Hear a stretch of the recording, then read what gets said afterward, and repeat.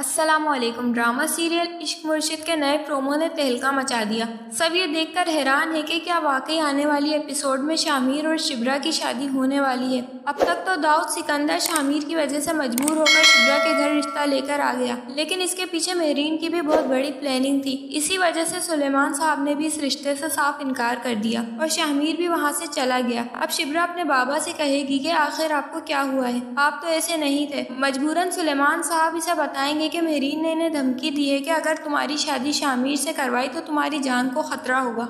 शिब्रा कहेगी कि मैं ये बात शामिर को बताऊंगी। सुलेमान साहब इसे रोकने की कोशिश करेंगे, लेकिन वो शामिर को सब कुछ बता देगी। शामिर अपने बाबा से कहेगा कि मैंने आपसे कहा भी था कि मेरे पास और कोई ऑप्शन नहीं है। अगर आप पार्टी की वजह से मेरी शादी मेहरीन से करवाना चाहते हैं तो ये भी सुन ले कि अगर मेरी शादी शिब्रा से नहीं हुई तो मैं ये पार्टी छोड़ दूंगा और फिर वही करूंगा जो मेरा दिल चाहेगा। और ये हकीकत है कि दाऊद सिकंदर अपनी पार्टी के हाथों मजबूर है। वो शामिर से बहुत मोहब्बत करता है और यही बात इसने हारून से भी कही थी कि मैं शामिर को इस तरह नहीं देख सकता। दाऊद सिकंदर ही चाहता है कि आने वाले वक्तों में इसकी पार्टी इसका बेटा संभाले, क्योंकि अगर ये पार्टी शामिर ने ना संभाली तो इसका जीतना भी बहुत मुश्किल है। वह हारून मलिक से जाकर कहेगा कि शामिर और मेहरीन की शादी करवाना मुमकिन नहीं, मैं शामिर को इससे ज्यादा मजबूर नहीं कर सकता। हारून कहेगा कि फिर मेरा भी इस पार्टी से कोई ताल्लुक नहीं। दाऊद साहब कहेंगे कि अगर इसकी शादी मेहरीन से करवाए तो भी कोई फायदा नहीं, क्योंकि शामिर तो वैसे ही ये पार्टी छोड़ देगा। अब मेहरीन ये बात किसी सूरत नहीं मानेगी और एक उधम मचा देगी और फिर शामिर शायद इसे खुद समझाएगा कि